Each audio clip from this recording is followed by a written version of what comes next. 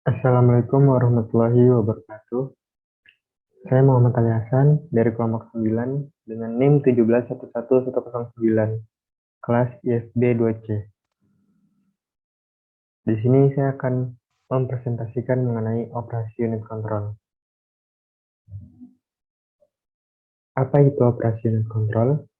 Operasi unit kontrol adalah bagian dari sebuah komputer yang berfungsi sebagai pengatur dan pengendali semua peralatan komputer. Kontrol unit ini juga mengatur kapan alat input menerima data, mengolah, dan menampilkan proses serta hasil pengolahan data. Dengan demikian, semua perintah dapat dilakukan secara berurutan tanpa adanya tumpang tindih antara satu perintah dengan perintah lainnya. Adapun pengertian dari unit kontrol itu sendiri adalah salah satu bagian dari CPU yang bertugas untuk memberikan arahan, kendali, ataupun kontrol terhadap operasi yang dilakukan di bagian ALU di dalam CPU tersebut. Output dari CPU ini nantinya akan mengatur aktivitas bagian lainnya dari perangkat CPU. Adapun gambar diagram dasar unit kendali. Next. Fungsi operasi unit kontrol. Ada tugas dasar operasi unit kontrol ataupun kendali. Yang pertama adalah pengurutan atau sequencing. Unit kontrol ini menyebabkan prosesor menuju sejumlah operasi mikro dalam urutan yang benar yang didasarkan pada program yang sedang dieksekusi. Kemudian yang kedua adalah eksekusi atau execution, yaitu unit kontrol yang menyebabkan setiap operasi mikro dilakukan.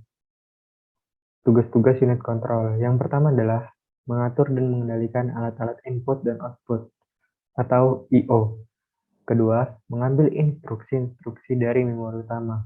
Ketiga, mengambil data dari memori utama kalau diperlukan oleh sebuah proses.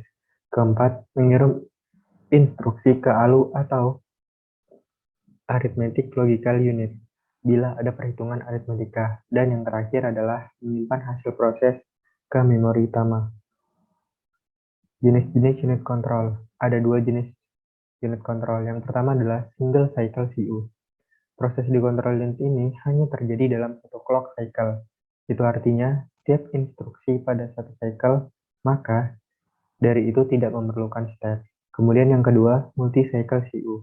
Berbeda dengan kontrol unit yang single cycle, kontrol unit yang multi-cycle ini lebih memiliki banyak fungsi, yaitu dengan memerhatikan state dan opcode. Jenis input-output unit control. Yang pertama adalah masukan atau input. Clock berfungsi untuk sinkronisasi operasi antar komponen-komponen komputer termasuk juga unit kontrol. Kemudian yang B, instruksi register. Opcode instruksi saat itu digunakan untuk menentukan operasi mikro yang akan dilakukan selama siklus eksekusi. C, flag. Flag ini digunakan unit kontrol untuk mengetahui status dari CPU. Yang D, control signal to control bus. Memberi jalur ke unit kontrol untuk sinyal-sinyal seperti sinyal interrupt dan acknowledgement. Kemudian yang kedua yaitu keluaran atau output. Nah, di keluarannya sendiri itu terbagi dalam dua ini lagi ya. Yang pertama adalah sinyal kontrol dalam CPU kontrol atau kontrol sinyal in CPU. Output ini terdiri dari dua macam sinyal, yaitu sinyal-sinyal yang menyebabkan perpindahan data antar register dan sinyal-sinyal yang dapat mengaktifkan ALU atau Arithmetic Logic Unit yang spesifik. Kedua, kontrol signal to control bus. Output sinyal ini juga memiliki dua macam sinyal, yaitu sinyal kontrol bagi memori dan sinyal kontrol bagi modul-modul input-output atau I/O. Oke, next. Operasi mikro. Operasi mikro adalah suatu operasi di mana suatu komputer dapat menjalankan suatu program dan melakukan siklus proses memasukkan dan mengambil data atau melakukan eksekusi atau fetch eksekusi cycle. Operasi mikro ini juga merupakan sebuah operasi atomik dari CPU. Adapun cara kerja dari operasi mikro, yang pertama adalah memfetch suatu instruksi dari sebuah memori. Kemudian yang kedua, memberi kode instruksi untuk menentukan operasi yang akan dilaksanakan. Ketiga, menentukan sumber dan tujuan data dalam perpindahan data. dan mengeksekusi operasi yang akan dilakukan. Adapun kelebihan dari operasi mikro adalah yang pertama, rancangan mikroprogram relatif mudah diubah-ubah dan dibetulkan. Kedua, menyediakan kemampuan diagnostik yang lebih baik dan lebih dapat diandalkan daripada rancangan hardwired. Ketiga, utilisasi memori utama dalam komputer mikroprogramer biasanya lebih baik, karena perangkat lunak yang seharusnya menggunakan ruang memori utama justru ditempatkan pada memori kendali. Adapun kekurangan dari operasi mikro ialah yang pertama adalah dalam menentukan kecepatan operasi kontrol logic unit atau CLU. Kendali mikroprogramer mungkin menghasilkan CLU yang lebih lambat dibandingkan dengan kendali hardwired. Kedua, alasannya karena waktu yang diperlukan untuk menjalankan satu instruksi mikro juga mencakup waktu akses ROM, sehingga mengakibatkan suatu keterlambatan dalam CLU hardwired.